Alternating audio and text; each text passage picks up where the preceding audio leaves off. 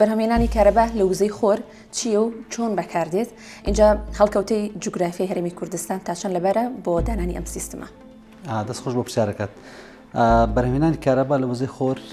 بریتە لە گۆڕینی وزەی ڕووناچی کە لە خۆرە بۆمان دێت بەش ڕووناچەکەی گۆڕی بۆ کارەبا کە ئەو پاوەری دەستمانەکەوێت ئێمە بتوانین بکەین. بۆیە پرۆسەکە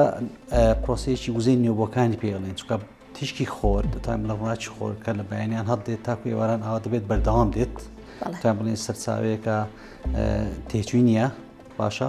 کە لە ڕێگەی سۆلەر پەناڵەوە یاخود لە ڕێی سۆلەر مۆدیۆل یاخود تەختەی خۆری پێ دەڵێن لە ڕێی تەختە خۆرەکانەوە کە پێ دەڵێن کۆنڤێرژنی دواتای تەنها یەکەی گۆڕینەوە تا تەنها وزەی ڕووناچیمان بۆ کات بە وزەی کارەبا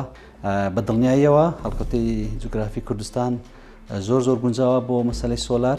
چونکە ئێمە مەعەدا لە پاییز زائیدەنستان دەبێت کە ساعتەکانی ڕۆژ کەمە کورتە بێتەوە